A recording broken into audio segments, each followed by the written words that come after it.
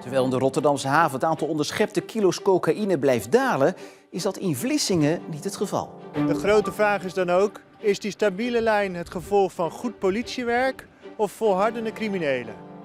En straks meer hierover. En verder in deze Zeeland nu. Noord-Bevelandse partijen gaan fuseren. En is Hoek morgen een stapje dichter bij het kampioenschap?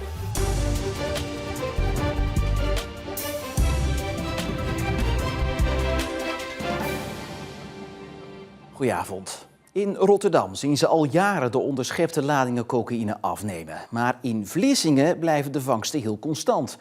Is Vlissingen nog steeds een goede plek voor criminelen of zijn juist onze opsporingsdiensten zo goed? De afgelopen jaren kwamen hier al steeds meer mensen werken, zowel bij de zeehavenpolitie als bij de douane en de Koninklijke Marechaussee. Alles om het maar zo onaantrekkelijk mogelijk te maken voor criminelen om hier aan de gang te gaan met drugsmokkel. Maar toch laten de cijfers nog niet echt een afname zien. Door de jaren heen is in de Rotterdamse haven een sterke afname te zien van onderschepte kilo's cocaïne. In Vlissingen is juist het aantal onderschepte kilo's coke vrij stabiel. Opvallend genoeg is in de Rotterdamse haven een sterke toename te zien van onderschepte kilo's marihuana, terwijl dat in Vlissingen een stuk minder gevonden wordt. De grote vraag is dan ook, is die stabiele lijn het gevolg van goed politiewerk of volhardende criminelen? Ja, we weten natuurlijk niet wat er allemaal binnenkomt. We weten wel wat we aan vangsten ontdekken als douane en samen met de zeehavenpolitie. Wat we ook weten is dat de productie in de bronlanden nog steeds redelijk hoog is. Ook het gebruik in Nederland is hoog. Dan is het een optelsom. Wat komt er nog meer binnen wat wij niet zien? En dat is altijd de uitdaging. Nou, wat we zien is dat we binnen de Mainport aanpakken intensief samenwerken met Marechaussee, met douane, met de FIOD. En daardoor zien we ook meer dingen, daar ben ik van overtuigd. En daardoor pakken we ook uiteindelijk meer cocaïne. Dus het is goed nieuws? Wat dat betreft, qua samenwerking is het absoluut goed nieuws. Want wat zijn jullie grootste zorgen wat betreft de drugsmokkel hier in de haven? Nou kijk, drugsmokkel is een vorm van ernstige criminaliteit. En er gaan ook andere vormen van ernstige criminaliteit mee gepaard. Denk aan het ronselen van havenmedewerkers. Denk aan ernstige bedreigingen. Dat zijn simpelweg feiten die de veiligheid van de haven in het geding brengen. En wij willen dat die haven een veilige plek is. Een veilige plek om te ondernemen en om te werken. En deze criminaliteit brengt dat ernstig in gevaar. Voor de samenwerkende diensten is het dan ook van essentieel belang om goed samen te werken met de bedrijven hier in de haven. Voor de douane is het belangrijk dat zij goed kijken naar hun eigen proces, waar mogelijkheden voor de drugsmokkel aanwezig is. Dat kunnen ze samen met adviezen van de politie, maar ook zeker van de douane doen. Om daar hun rol echt in op te gaan pakken. Daarnaast ons ook te voorzien van mogelijkheden die zij zelf binnen hun eigen keten waarnemen. Wat voor mogelijkheden zien die bedrijven? Als bedrijven bijvoorbeeld gaan groeien met verschillende lijnen vanuit Zuid-Amerika of West-Afrika, betekent dat ook weer andere risico's voor drugsmokkel. En als zij dat signaleren, als zij daarin gaan investeren, economisch gezien, dan is dat voor de douane interessant om vanaf te weten.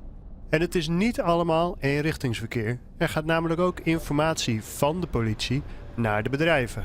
En in die opsporing doen we veel informatie op over hoe criminele organisaties hier de logistieke processen misbruiken. Dat zijn inzichten die zeer waardevol zijn voor private partners om barrières op te werpen. En wat wij dus doen is de inzichten uit die opsporingsonderzoeken actief delen met private partners. En dat leidt uiteindelijk tot barrières. Voor nu heeft het in ieder geval resultaat, want begin maart werden er alweer 4 mannen aangehouden na onderzoek van de zeehavenpolitie voor het smokkelen van minstens 800 kilo cocaïne. Twan Poppelaars is gevraagd verkenner te worden in de gemeente Veren. De dijkgraaf van het waterschap Scheldestromen bekijkt de komende tijd welke coalitiemogelijkheden er zijn in de gemeente. Samen voor Veren is daar de grootste partij geworden. En in Goes is oud-PvdA-burgemeester Peter de Jong gevraagd de eerste gesprekken te voeren voor een nieuwe coalitie. Daar is de partij Nieuw Goes als winnaar uit de bus gekomen. En in Middelburg tot slot zijn Ernst Radius namens GroenLinks PvdA en Wim Steketee van de LPM aangesteld als informateurs. De twee partijen daar zeggen samen het motorblok te willen vormen van een nieuwe coalitie. En er is nog meer verkiezingsnieuws. In Noord-Beveland gaan de twee partijen hard voor Noord-Beveland. En Wij zijn Noord-Beveland samen verder. Aangeschoven Rick Bolt, behalve met de Verhaven in Vlissingen ook bezig met dit nieuws. Ja, waarom nu pas eigenlijk de fusie en niet al voor de verkiezingen? Ja, daar zijn ze eigenlijk heel eerlijk in. Dat komt door de verkiezingsuitslag. Samen of los van elkaar behaalden ze 10% van de stemmen. Niet echt van belang dus. Maar samen is dat 20%. En dan worden ze opeens groter dan de VVD, die de meeste stemmen haalde. En op die manier hopen ze toch op een plekje aan de onderhandelingstafel. En we zijn alle twee tot de conclusie gekomen dat het belang van Noord-Beveland gediend is bij samengaan, bij samenwerken. Tijdens het debat zei u nog dat u niet voelde voor samenwerken met de partij. Waarom dan nu toch wel? Voorschrijdend inzicht is een heel belangrijke gave en daar moeten we soms over onszelf heen stappen als we iets willen bereiken. Rick, heeft het eigenlijk nog gevolgen voor de zetelverdeling in Noord-Beveland? Nee, uiteindelijk niet. Die zetels die zijn al verdeeld. De twee partijen samen die halen 2 zetels. De VVD heeft er 3 gehaald.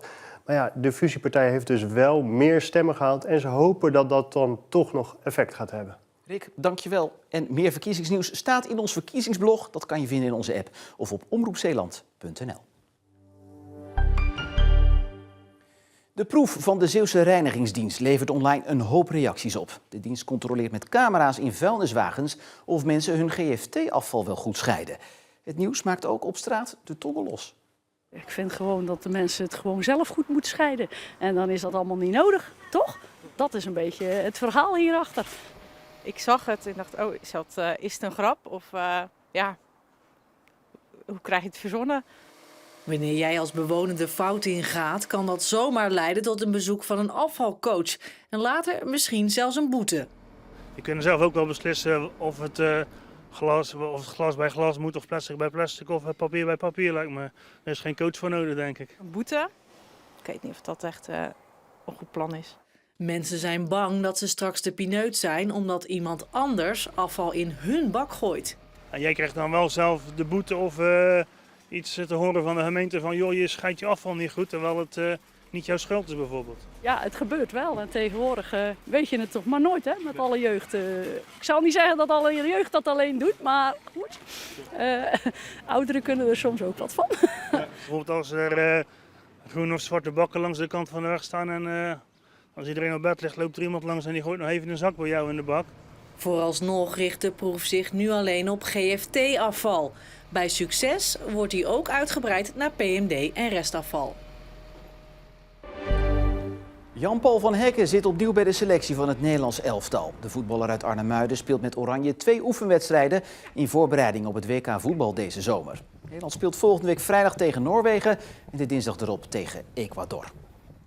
En we blijven even bij voetbal, want de voetballers van Hoek zijn bezig aan een sensationeel seizoen in de tweede divisie, waarin de ploeg als nieuwkomer de landstitel kan pakken. En met nog 9 wedstrijden te spelen staat Hoek bovenaan en de voorsprong op de nummer 2 Quick Boys bedraagt 3 punten. Morgenmiddag staan Hoek en Quick Boys tegenover elkaar en dus kan Hoek een grote stap zetten richting dat kampioenschap. En je hebt hem al zien staan. Sportverslaggever Jan-Jaap Corré, om vooruit te blikken op dat seizoen. Kunnen we het eigenlijk een beetje zien als een soort van finale morgen? Ja, zo zie ik het eigenlijk min of meer wel. Het is nog wel 2 maanden het seizoen, want half mei valt pas echt de beslissing. Maar in Duitsland hebben ze daar wel een mooi woord voor. Een zogenaamde Vorentscheidung, een voorlopige beslissing. Ja, en die kan morgen zomaar vallen, want je schetst het al, 3 punten verschil. Nou, daar komt bij dat Hoek ook nog een wedstrijd minder heeft gespeeld dan Quick Boys. Dus als ze dan morgen ook nog winnen, ja, dan wordt het verschil wel heel groot. En vraag ik me af of Quick Boys dat nog in kan lopen. Ja, het is eigenlijk het tweede successeizoen op een rij. Ben jij een beetje verbaasd over de prestaties van dit seizoen? Ja, toch wel. Want het verschil tussen de derde divisie en de tweede divisie is echt wel groot. De tweede divisie het allerhoogste niveau van Nederland. Ja, dan moet je echt wel aan de bak. En aan het begin van het seizoen was dan ook de vraag, ja, kan Hoek degradatie voorkomen? Maar al snel was duidelijk dat er veel meer in zat dan alleen dat. Hoek begint als promovendus direct met klinkende overwinningen aan het nieuwe seizoen.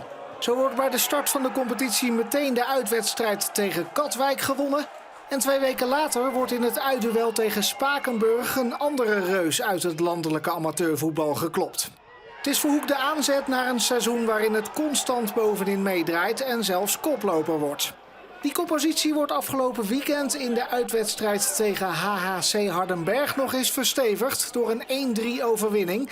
En daar in Overijssel is te merken dat Hoek nu echt op een kampioenschap mikt. Kijk, het voetbal van ons verrast mij niet. Want ik vind dat wij heel goed kunnen voetballen.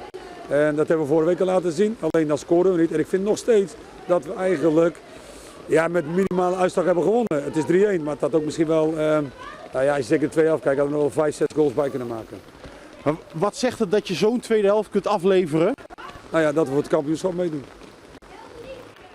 Hoek heeft 3 punten voorsprong op Quick Boys en ook nog eens een wedstrijd minder gespeeld. Als de ploeg van trainer Gerard de Nooijer morgen de 16e overwinning van het seizoen boekt, komt een door velen onmogelijk geacht kampioenschap wel heel erg dichtbij. Een kleine disclaimer nog, de uitwedstrijd werd dit seizoen met 2-0 verloren van Quick Boys. Ja, dat is alweer een beetje jammer. Maar wel een cruciale wedstrijd dus morgen en we hoeven er niks van te missen. Nee, hij is live bij ons te zien en dat is mooi voor mensen die hetzelfde weer verwachten als waar Gerard de Nooijer net in stond. Geven wat beter af gelukkig, maar ook omdat er geen kaartjes meer op het sportpark worden verkocht. Het is een zogenaamde risicowedstrijd en uit veiligheidsoverwegingen is besloten dat er geen kaartjes meer aan het sportpark worden verkocht. Wij zijn er wel dus, om 2:10 de voorbeschouwing. Dan ga ik met Dennis de Nooijer, de oud-prof, vooruitkijken op de wedstrijd. En dan is om 2:30 de aftrap, live op tv dus en op de website. En in het live blog hoef je er ook helemaal niks van te missen. Helemaal duidelijk. Jan-Jaap, dankjewel. De lente heeft er zin in deze dagen. De zon scheen weer uitbundig en met maximaal 14 graden was het ook nog eens lekker buiten. Morgen start niet direct zonnig, maar wel met de wolking en mogelijk ook mist. Het start dan ook fris, maar de zon die gaat later schijnen en dan loopt de temperatuur al snel op. En zondag doet zijn naam weer eens eer aan. En tot zover deze Zeeland Nu voor vandaag. Vergeet morgen niet te kijken vanaf 1 uurtje of 2 naar die voetbalwedstrijd van Hoek tegen Quick Boys. Voor nu in ieder geval een fijne avond, een goed weekend en graag tot morgen.